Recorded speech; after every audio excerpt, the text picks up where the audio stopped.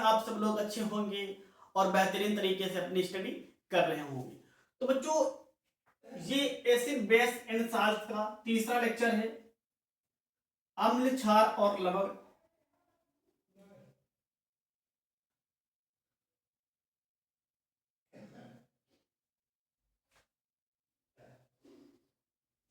तो बच्चों ये अम्ल क्षार और लवण का तीसरा लेक्चर है, यानी कि इससे पहले हम लोग यानी कि दूसरे लेक्चर में हमने अम्ल के रासायनिक गुणधर्म को सीखा था।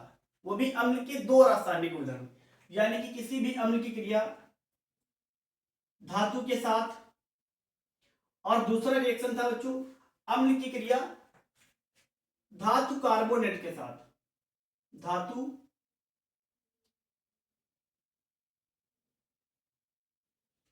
कार्बोनेट के साथ। तो बच्चों दूसरे वीडियो में हमने रासायनिक गुणधर्म के दो अम्ल के रासायनिक गुणधर्म को सीख लिया था। अम्ल के दो रासायनिक गुणधर्म को सीख लिया था। नंबर एक था बच्चों अम्ल की किसी धातु के साथ क्रिया, और दूसरा रिएक्शन था अम्ल की धातु कार्बोनेट के साथ क्रिया। तो तीसरे यानी कि बच्चों अब हम लोग यहाँ पर अम्ल का तीसरा रासायनिक गुणधर्म सीखने वाले हैं, किसी भी अम्ल की धातु बाई कार्बोनेट के साथ क्रिया। किसी भी अम्ल की यानी कि धातु बाई कार्बोनेट के साथ क्रिया। तो हेडिंग लगाइए बच्चों अम्ल की धातु बाई कार्बोनेट, धातु बाई कार्बोनेट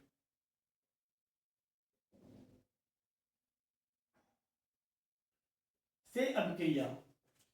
तो यदि बच्चों आपने पहला और दूसरा लेक्चर नहीं देखा है तो जरूर देखें और अच्छी तरीके से पढ़ते रहें।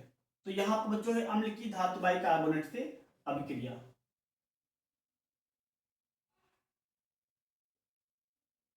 तो क्या होता है ध्यान से सुनो, आप कोई भी अम्ल ले सकते हैं और कोई भी धातु बाई कार्बोनेट को अम्ल के साथ में गर्म कर सकते हैं। जैसे हम लिख ले रहे हैं यहां पर कोई धातु by carbonate, sodium by carbonate NaHCO3,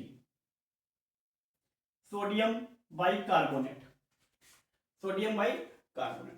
जब आप इसकी अभिक्रिया किसी एसिड के साथ में करते हैं बच्चों तो लवण जल और कार्बन डाइऑक्साइड गैस निकलती है। जब किसी भी धातु बाई कार्बोनेट की अभिक्रिया किसी अम्ल के साथ करोगे तो बच्चों लवण जल और कार्बन डाइऑक्साइड गैस निकलेगी। रिएक्शन को देख लेते हैं किस तरीके से होता है।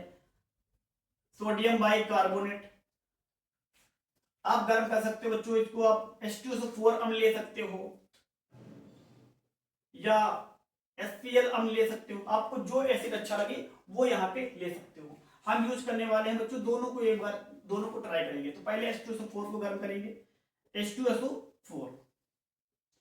तो क्या रिएक्शन होगा बच्चों ध्यान से सुनो, Na पर प्लस का चार्ज होता है बच्चों, SO4 पर माइनस का 2 चार्ज होता है, SO4 पर माइनस का 2 चार्ज होता है।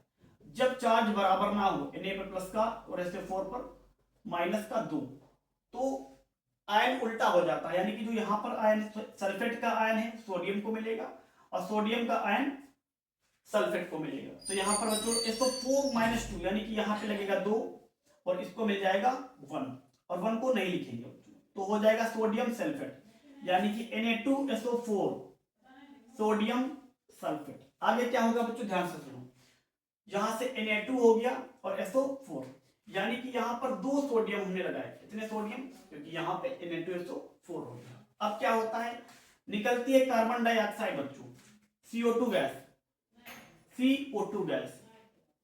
अब यहां पर बच्चों कितने कार्बन है, 2 कार्बन, तो यहां पर कितनी CO2 निकलेगी, 2 CO2।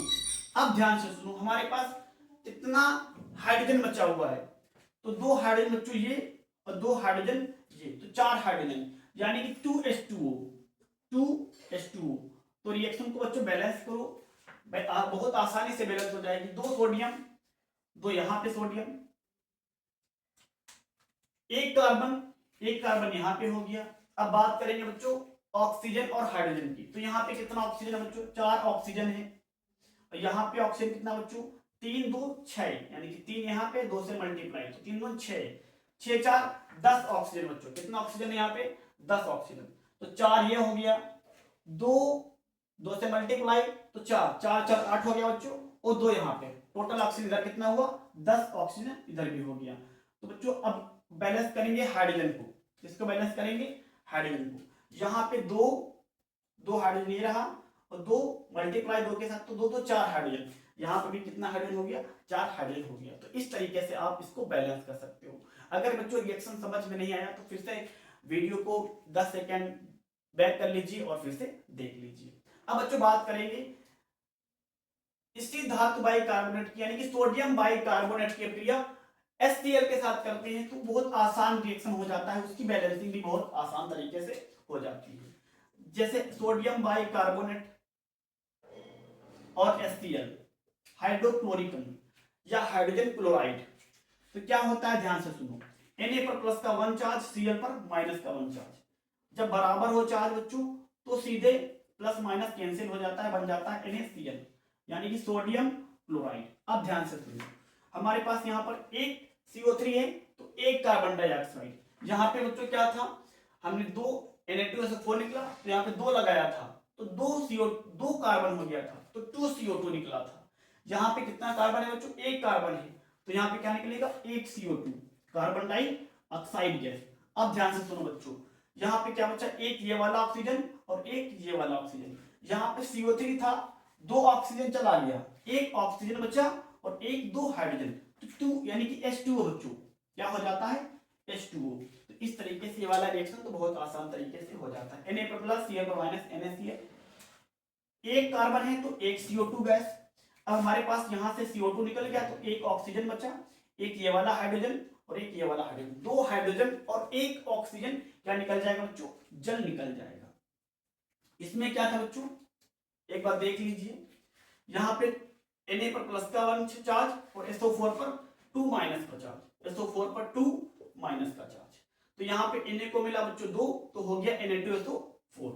तो जैसे Na2SO4 बना तो यहाँ पे हमने कितना लगाया बच्चों, 2 लगा दिया। अब ध्यान से सुनो, यहाँ पे कितना कार्बन है, एक था पहले, हमने 2 लगा दिया तो 2 कार्बन हो गया, तो 2 CO2, कितना CO2, इसलिए यहाँ पे 2 CO2 निकला था। यहाँ पे बच्चों एक ही कार्बन होता है इसलिए एक CO2 गैस निकलती है।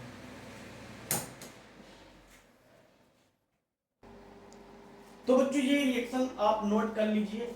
जो नंबर 4 रिएक्शन है अम्ल की धातु ऑक्साइड के साथ क्रिया, किसी भी अम्ल को आप धातु ऑक्साइड के साथ गर्म कर सकते हो। तो पहले बच्चों धातु ऑक्साइड बनाना सीखो। जैसे आपको कभी धातु ऑक्साइड बनाना हो तो धातु को ऑक्सीजन के साथ गर्म कर दो, तो हेडिंग लिखेंगे बच्चों धातु ऑक्साइड के साथ क्रिया, अम्ल की धातु ऑक्साइड से क्रिया।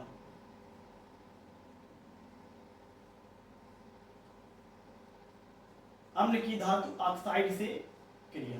तो ध्यान से सुनो बच्चों, पहले आपको अम्ल तो बहुत सारे पता हैं, आपने पहले लेक्चर और दूसरे लेक्चर में सीख रखा है। अब बात करेंगे धातु ऑक्साइड कैसे बनाया जाता है।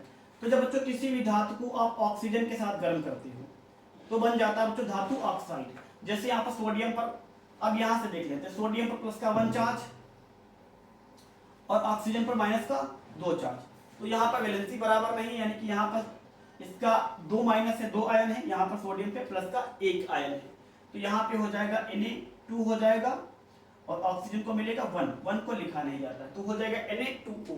आप दूसरा बना सकते हो, जैसे मैंने एक धातु लिख लिया कॉपर, कौन सी धातु बच्चों, कॉपर, इसको ऑक्सीजन के साथ गर्म करेंगे तो ऑक्सीजन पे होता है बच्चों 2 माइनस, कॉपर पे होता है 2 प्लस, तो हो जाएगा बच्चों Cu2O, यानी कि Cu प्लस माइनस कैंसिल, जब बराबर हो तो दोनों कैंसिल हो जाता है, जिससे बनेगा CuO, copper oxide, copper oxide. यहाँ पर बच्चों बैलेंसिंग की बात नहीं कर रहे हैं कि यहाँ पे 2 लगा दो फिर इस तरीके से यहाँ पे 2 हो जाएगा, कॉपर को 2, हम ये बात नहीं कर रहे, सीधे बता रहे कि ऑक्साइड कैसे बना सकते हो।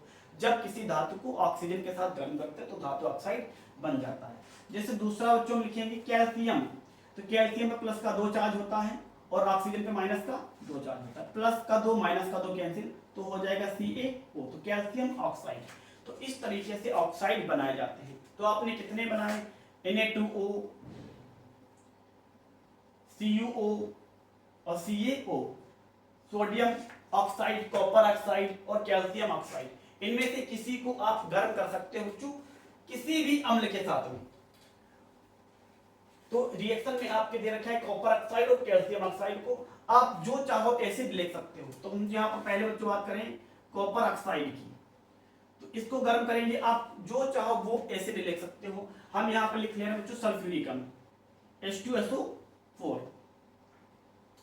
आप चाहो तो HCl लिख सकते हो, HNO3 लिख सकते हो, जो एसिड आपको अच्छा लगे वो लिख सकते हो, H3PO4, H2CO3, जो एसिड आपको पसंद आए यहाँ पे ले सकते हो। अब ध्यान से सुनो बच्चों, Cu पर प्लस का 2 चार्ज होता है, SO4 पर माइनस का 2, Cu पर प्लस का 2 और SO4 पर बच्चों माइनस का 2, तो क्या बनेगा CuSO4। क्या बच्चा बच्चों ध्यान से देखो, Cu और SO4 अलग हो गया, ये बचा 2 हाइड्रोजन और 1 ऑक्सीजन, क्या बनेगा जल बनेगा। क्या बनेगा जल बनेगा। दूसरा बच्चों हम लिख लेते हैं कैल्शियम ऑक्साइड को, आप जो चाहो कैल्शियम ऑक्साइड लिख लिया, चाहो तो इसको भी आप सल्फ्यूरिक अम्ल के साथ गर्म कर दो या कोई दूसरा एसिड लिख सकते हो। हम लिख ले रहे हैं बच्चों HCl के साथ, इसको गर्म करेंगे HCl के साथ, क्योंकि अभी आपने H2SO4 को तो सीख लिया है, अब बात करेंगे HCl की। अब Ca पर प्लस का 2 चार्ज होता है और कैल्शियम पर प्लस का 2 और क्लोरीन पर बच्चों माइनस का 1, कैल्शियम पर प्लस का 2 और क्लोरीन पे माइनस का 1। तो अब ध्यान से सुनो बच्चों, Ca+2 हो गया और Cl-1, Ca+2 Cl-1। जब आयन बराबर ना हो तो अदला बदली करो, Ca यहाँ पे Ca क्लोरीन को मिलेगा 2 और Ca को मिलेगा 1, तो यानी कि 1 को लिखा नहीं जाता, तो CaCl2 मिटाएंगे यहाँ पे, इसको बच्चों लिख देंगे कैल्शियम क्लोराइड। अब बैलेंसिंग थोड़ी सी करेंगे, यहाँ पर 2 क्लोरीन, तो यहाँ पे लगा देंगे बच्चों 2 क्लोरीन।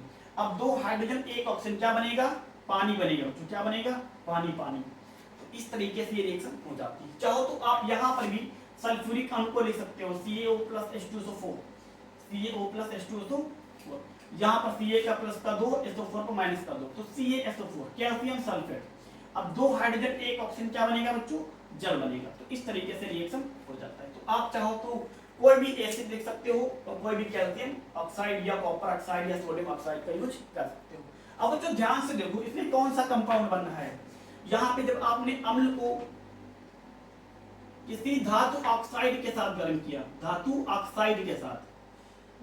ऑक्साइड, तो क्या बना कंपाउंड बच्चों, लवण यानी कि साल्ट और वाटर, लवण और जल बना बच्चों। क्या बना, लवण और जल। तो आपको पता है बच्चों, जब अम्ल और क्षार आपस में क्रिया करते हैं तो ही लवण और जल बनता है। यानी कि जो हमारे पास धातु ऑक्साइड है, इसकी प्रकृति कैसी है, ये क्षारीय प्रकृति का होता है। लगभग बच्चों जो धातु ऑक्साइड होते हैं, कुछ को छोड़कर लगभग धातु ऑक्साइड, लगभग इसको नोट में लिख लीजिए बच्चों, जो लगभग धातु ऑक्साइड होते हैं वो क्षारीय प्रकृति के होते हैं। कौन से प्रकृति के होते हैं बच्चों, क्षारीय प्रकृति के। कुछ धातु ऑक्साइड ऐसे होते हैं, जैसे जिंक ऑक्साइड हो गया, ये उभयधर्मी होता है, ये अम्लीय भी होता है क्षारीय भी होता है। लेकिन लगभग जो बच्चों धातु ऑक्साइड होते हैं वो क्षारीय प्रकृति के होते हैं। इसलिए तो बना है साल्ट और वाटर, जहाँ पे एसिड और धातु ऑक्साइड ने रिएक्शन किया बच्चों, मेटल ऑक्साइड बोल सकते हो, तो साल्ट और वाटर बना, यानी कि अम्ल और एक तरीके से बोल सकते हो क्षार का कार्य कर रहा है यहाँ पे, जिससे क्या बना, लवण और जल। आपने सीख रखा है जब किसी अम्ल और क्षार को आपस में गर्म करते हैं जिससे लवण और जल बनता है, तो ये रिएक्शन यहाँ पे आपको देखने को मिल रहा है। जब आपने अम्ल, ये अम्ल हो गया, ये क्षार हो गया, रिएक्शन हुआ तो क्या बना बच्चों, लवण और जल। यहाँ पे जो कॉपर ऑक्साइड है ये क्षारीय प्रकृति का होता है, तो इसे भी बच्चों आप नोट कर लीजिए। यहाँ से बच्चों क्या होता है, आपने 3 चीजें पढ़ रखी, 3 चीजों को आपने सीख लिया। अम्ल क्या होता है, अम्ल के भौतिक गुणधर्म और अम्ल की क्षारकता, अम्ल की क्षारकता, और चौथा बच्चों है अम्ल के रासायनिक गुणधर्म। आपने अम्ल की सभी चीजों को सीख लिया है। अब बात करेंगे बच्चों, एक बचा हुआ है अम्ल का एक और टॉपिक, अम्ल के उपयोग, कि अम्ल के उपयोग क्या होते हैं। तो बच्चों इसे आप नोट कर लीजिए, फिर बात करेंगे अम्ल के उपयोग। तो हेडिंग लगाया बच्चों अम्ल के उपयोग, इसे यहां नोट कर लो। अब हेडिंग लिखेंगे बच्चों अम्ल के उपयोग।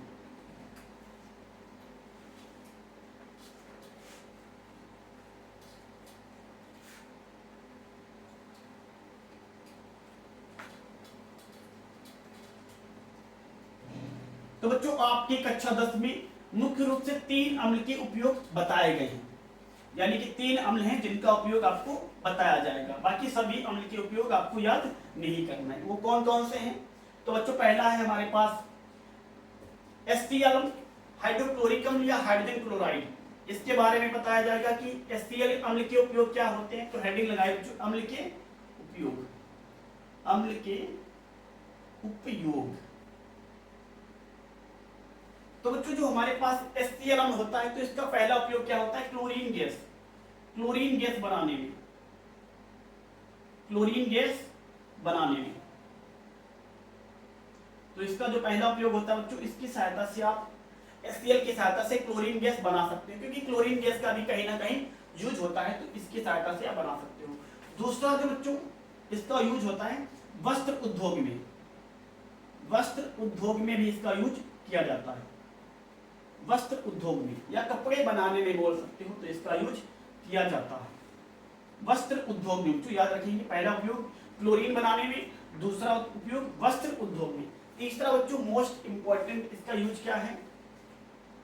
जब बच्चों किसी धातु यानी किसी लोहे की सतह को, लोहे की सतह पर कलई करना होता है, लोहे की सतह पर, लोहे की सतह पर, ये बच्चों ध्यान से सुनो, लोहे की सतह पर कलई यानी कि पेंट करना होता है, लोहे की सतह पर कलई या बोल सकते हो पेंट करना होता है। तो कलई करने से पहले लोहे को साफ करने के लिए, लोहे को साफ करने के लिए HCl अम्ल का उपयोग किया जाता है। जैसे बच्चों आपके पास कोई लोहे की एक टेबल है, तो उसमें आपको पेंट करना है, तो जो उसके ऊपर गंदगी यानी कि छाल या बोल सकते हो जो उसके ऊपर जंग लगी हुई है, उसको साफ करने के लिए पेंट करने से पहले, कलई करने से बच्चों पहले, तो उसको साफ करते हो, या आपको उसी आयरन को यानी कि लोहे को साफ करना है, तो आप HCl का उपयोग कर सकते हो, जिससे आपको क्या होगा, जो जंग जमा हुई होगी वो हट जाएगी और आप उसके ऊपर अच्छी तरीके से पेंट कर सकते हो, जिससे क्या होगा, धातु की आयु बढ़ जाएगी, जो लोहा है काफी लंबे समय तक चलेगा। तो नंबर 1 उपयोग क्लोरीन बनाने में, दूसरा उपयोग वस्त्र उद्योग में, तीसरा उपयोग बच्चों धातु की सतह जैसे लोहे की सतह पर कलई करने से पहले उसको सफाई करने में HCl अम्ल का उपयोग होता है। तो इससे भी बच्चों आप नोट कर लीजिए। दूसरा एसिड है बच्चों आपका HNO3, नाइट्रिक अम्ल का उपयोग क्या होता है? तो ध्यान से सुनो बच्चों, ये काफी इंपॉर्टेंट है। तो पहला इसका उपयोग होता है बच्चों विस्फोटक पदार्थ बनाने में, विस्फोटक पदार्थ। तो इसकी सहायता से बच्चों विस्फोटक पदार्थ बनाया जाता है, जैसा TNT हो गया आपका, आप माइनक्राफ्ट को खेलते होंगे, उसमें आप TNT का यूज करते हैं, रेड कलर का दिखाई देता है, इस तरीके से रेड कलर का होता है, उसके ऊपर पटाखा जैसा बना हुआ होता है, रेड कलर का होता है TNT और उसके ऊपर पटाखा जैसा बना होता है। माइनक्राफ्ट की बच्चों गेम की बात कर रहे हैं, आप खेलते तो होंगे। तो TNT बनाने में HNO3 का उपयोग होता है। दूसरा उपयोग बच्चों जो बोल सकते हो इसका उपयोग, पहला उपयोग क्या है बच्चों, विस्फोटक पदार्थ बनाने में। तो विस्फोटक एक हो गया TNT, दूसरा विस्फोटक होता है बच्चों पिक्रिक अम्ल। पिक्रिक अम्ल भी विस्फोटक पदार्थ होता है, ये आपको 11th या 12th में देखने को पढ़ने को मिलेगा, पिक्रिक अम्ल।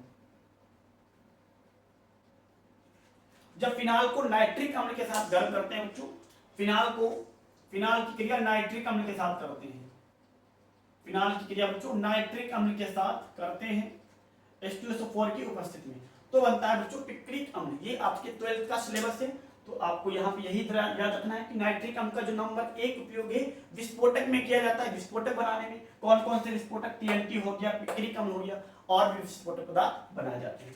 तो बच्चों इसका दूसरा यूज क्या है, ध्यान से सुनो, औषधियां बनाने में। आप HNO3 की सहायता से विस्फोटक पदार्थ बना सकते हो और HNO3 की सहायता से आप औषधियां बना सकते हो, औषधियां बनाने में। वो भी कौन सी औषधियां बच्चों? होम्योपैथिक वाली, इसकी सहायता से होम्योपैथिक औषधि बना सकते हो, होम्योपैथिक। कौन सी औषधि बच्चों? होम्योपैथिक, जिसमें कौन कौन सी आती हैं आपकी, गले यानी कि गले की खुजली, यानी कि बच्चों गले खांसी बोल सकते हो, खांसी की दवाई, और जो मुंह के छाले होते हैं, मुंह के छाले, मुंह के छाले, उसकी दवाई, और त्वचा संबंधी बीमारियां बच्चों, स्किन संबंधी यानी कि बीमारियां जो होती हैं, त्वचा संबंधी बीमारी, त्वचा संबंधी बीमारी, त्वचा से संबंधित बीमारियां जो होती हैं बच्चों, उसकी औषधियां बनाई जाती हैं नाइट्रिक अम्ल की सहायता से। तो बच्चों इससे भी नोट कर लीजिए। इसका तीसरा मोस्ट इंपॉर्टेंट यूज क्या होता है बच्चों, तीसरा उपयोग, इससे बच्चों हम लोग अम्लराज बनाते हैं। क्या बनाते हैं बच्चों, अम्लराज।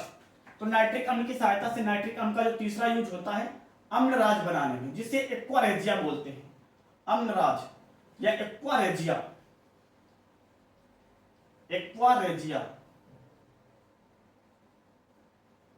ये आपके तीसरे चैप्टर में भी आएगा कि अम्लराज क्या होता है, उसके बारे में वहां पर डिटेल से पढ़ेंगे, लेकिन यहां पर हम आपको बता रहे हैं। जब बच्चों 3 भाग नाइट्रिक अम्ल, 3 भाग बच्चों HCl, 3 भाग HCl और 1 भाग नाइट्रिक अम्ल को मिला देते हैं तो बन जाता है बच्चों यहाँ पे आपका अम्लराज, यानी कि एक्वारेजिया, एक मिश्रण बन जाता है। नाइट्रिक अम्ल और HCl की मात्रा यानी कि 1 भाग नाइट्रिक अम्ल और 3 भाग HCl की मात्रा लेने पर एक बहुत प्रबल अम्ल बनता है। कैसा अम्ल बच्चों, जिसकी संचारक बहुत प्रबल होती है। संचारक कैसी होती है, बहुत ही प्रबल। तो यानी कि नाइट्रिक अम्ल का उपयोग अम्लराज यानी कि एक्वारेजिया बनाने में। तो अम्लराज का उपयोग क्या होता है बच्चों, जो ये क्या कर सकता है, जो लोहा गोल्ड होता है, सोना होता है, ये सोने जैसी धातुओं को गला सकता है, ये लेड को भी गला देता है। कहीं ना कहीं पर बच्चों जो लेड के चमकीले बर्तन होते हैं, तो लेड में जो अन्य धातुएं होती हैं जो काम की नहीं होती हैं, तो उस लेड से उन धातुओं को हटाने के लिए हम आप इस अम्लराज एक्वारेजिया का उपयोग करते हैं। फिलहाल ये लेड को पिघलाता नहीं है, लेड में ऐसी धातुएं जो हमें आवश्यक नहीं है उनको ये हटा देता है। और बच्चों ये सोना को पिघला सकता है, जो गोल्ड होता है ना, उससे ये पिघला देता है। कौन, अम्लराज एक्वारेजिया। तो इस तरीके से बच्चों अम्ल की 2 अम्ल के उपयोग हो गए। पहला है नाइट्रिक अम्ल के उपयोग क्लोरीन बनाने में, कलई करने से पहले सतह को साफ करने में, वस्त्र उद्योग में। और बच्चों नाइट्रिक अम्ल तो बहुत इंपॉर्टेंट है, इससे विस्फोटक पदार्थ की एंटीपिक्रिक अम्ल हो गया। औषधियां बनाने में, औषधियां में क्या हो गया बच्चों, होम्योपैथिक दवाइयां, जैसे खांसी की बीमारियां, मुंह के छाले, त्वचा संबंधी बीमारियां। और बच्चों तीसरा उपयोग इसका क्या था, HMO3 का, अम्लराज एक्वारेजिया बनाने में। ये क्या करता है, जो गोल्ड जैसी धातुएं होती है उनको गला देता है। तो 2 उपयोग बच्चों हमने इस तरीके से सीख लिए। अब क्या होगा, तीसरा उपयोग बच्चा होगा सल्फ्यूरिक अम्ल का उपयोग, H2SO4 का उपयोग, सल्फ्यूरिक अम्ल का उपयोग, H2SO4 के उपयोग।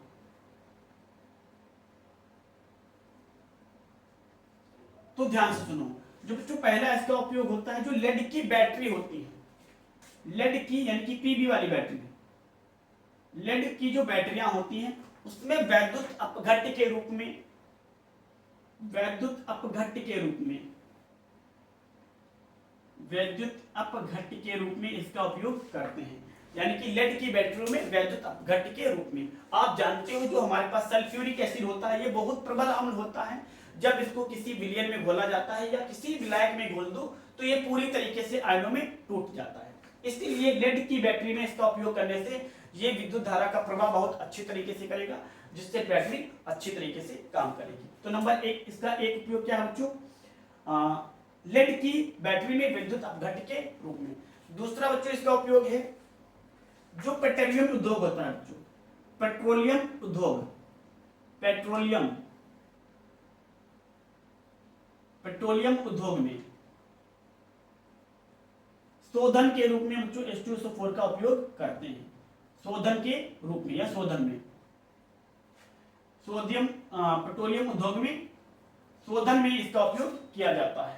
तो बच्चों उम्मीद है आपको अम्ल के उपयोग अच्छी तरीके से याद हो गए होंगे। पहला तो बच्चों नाइट्रिक अम्ल के 3 उपयोग हमने आपको बताया, क्लोरीन बनाने में, लोहे की सतह को कलई करने से पहले उसको साफ करने में, वस्त्र उद्योग में, और फिर नाइट्रिक अम्ल का उपयोग विस्फोटक TNT और पिक्रिक एसिड हो गया। और फिर इसका नाइट्रिक अम्ल का दूसरा उपयोग औषधियां बनाने में। औषधियां कौन सी बनाई जाती हैं इससे, होम्योपैथिक वाली, जैसे क्या हो गया, खांसी की बीमारी वाली दवाइयां, मुंह के छाले की बीमारियां और उसकी दवाई, त्वचा की जो संबंधी बीमारियां होती हैं इससे बनाई जाती हैं। फिर तीसरा उपयोग HMO3 का, अम्लराज एक्वारेजिया बनाने में। और फिर बात करेंगे H2SO4 के, ये 2 उपयोग आपको हमने बताए। तो बच्चों यदि आपके पेपर में अम्ल के उपयोग पूछे जाए कि आप अम्ल के 2 उपयोग बताओ, तो जितने हमने आपको 3 HCl के उपयोग बताए, 3 उपयोग हमने आपको नाइट्रिक अम्ल के बताए और 2 उपयोग आपको हमने सल्फ्यूरिक अम्ल के बताए। तो टोटल कितने उपयोग हो गए बच्चों? 3 3 6 और 2 8, यानी कि आपको हमने अम्ल के 8 उपयोग बताए। यदि आपको अम्ल के उपयोग पूछे जाए तो यहाँ से 2 पूछे जाए तो कोई भी इनमें से 2 लिख सकते हैं। यदि बच्चों आपसे पूछा जाए कि अम्ल में से किसी एक विशेष जैसे H2SO4 के उपयोग बताओ, तो आपको यही 2 लिखने होंगे। यदि नाइट्रिक एसिड के उपयोग पूछे जाए तो आपको ये 2 लिखने होंगे।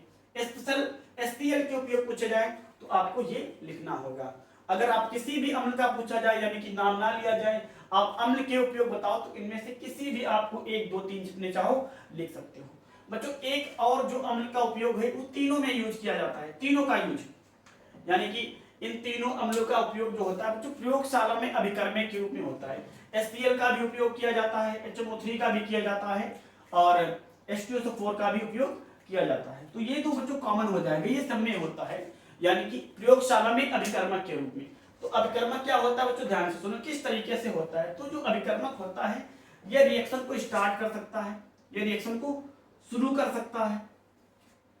तो अभिकर्मक के रूप में यानी कि तीनों का उपयोग कैसे होता है? तो ये अभिक्रिया को स्टार्ट करा सकता है या अभिक्रिया को पूरा करा सकता है, अभिक्रिया को पूरा करा सकता है। और तीसरे के और किस तरीके से अभिकर्मक कार्य करता है रिएक्शंस के अंदर? किसी अभिक्रिया में किसी भी पदार्थ को पहचानने के लिए, किसी भी पदार्थ की परीक्षण के लिए, बोल सकते हो बच्चों परीक्षण के लिए,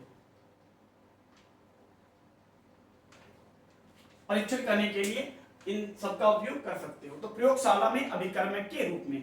तो अभिकर्मक का मतलब क्या हो सकता है? या तो रिएक्शन को शुरू करने का कार्य, या रिएक्शन को पूरा करने का कार्य, या किसी भी पदार्थ को पहचानने का कार्य अभिकर्मक की सहायता से किया जा सकता है। तो बच्चों उम्मीद है आपको ये बातें समझ में आई होंगी। तो बच्चों यहाँ से आपका अम्ल वाला जो टॉपिक था पूरी तरीके से समाप्त हो जाता है। तो अम्ल के बारे में आपने क्या क्या सीखा? सबसे पहले आपको बताया गया कि अम्ल क्या होते हैं। नंबर 1 पर आपको बताया गया कि अम्ल क्या होते हैं। दूसरे बार यानी कि अम्ल की परिभाषा बोल सकते हो बच्चों, अम्ल की परिभाषा। दूसरा टॉपिक बच्चों हाइड्रोनियम आयन, हाइड्रोनियम आयन।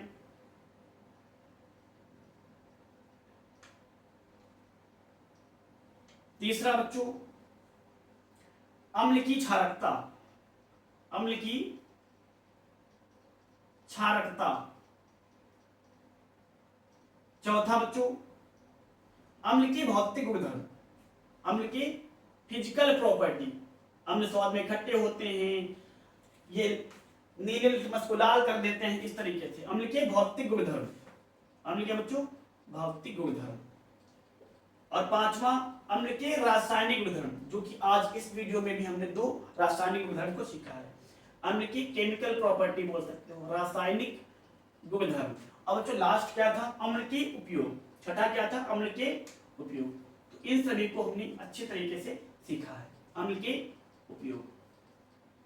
और पहले लेक्चर में बच्चों हमने बात की थी वैद्युत अपघट्ट कि वैद्युत अपघट्ट क्या होते हैं। जैसे अभी हमने लिखा ना बच्चों सल्फ्यूरिक अम्ल का उपयोग यानी कि लेड बैटरी में वैद्युत अपघट्ट के रूप में करते हैं। तो वैद्युत अपघट्ट क्या होता है इसको हमने पहले लेक्चर में बताया था। तो वैद्युत अपघट्ट जिन बच्चों ने नहीं देखा है तो जाकर के बच्चों पहला वीडियो जरूर देखिए। लेक्चर 1 वैद्युत अपघट्ट, अपघट्ट। और वैद्युत वियोजन का सिद्धांत, इसमें दूसरा टॉपिक था वैद्युत वियोजन का सिद्धांत। वैद्युत वियोजन का सिद्धांत, वियोजन बच्चों कि जब आप किसी भी अम्ल को जल में घोलते हो तो अपने आयनों में टूट जाता है, इस तरीके से वैद्युत वियोजन का सिद्धांत। इसमें बहुत सारी बातें आपको बताई गई थी, वैद्युत वियोजन का सिद्धांत। तो बच्चों अम्ल का टॉपिक पूरा हो चुका है। अब हम लोग बात करेंगे बच्चों बेस के बारे में कि क्षार क्या होते हैं, क्षार के भौतिक गुणधर्म और क्षार के रासायनिक गुणधर्म, क्षार के उपयोग। तो बच्चों उम्मीद है आपको ये सभी बातें समझ में आई होंगी। तो बच्चों उम्मीद है आपको वीडियो पसंद आया होगा। यदि बच्चों वीडियो अच्छा लगा हो तो वीडियो को लाइक करो, चैनल को सब्सक्राइब करो और इसे अपने दोस्तों में शेयर जरूर करो। नेक्स्ट वीडियो हम लोग बात करेंगे बच्चों क्षार के बारे में। तो बच्चों आप वीडियो को लाइक जरूर करो।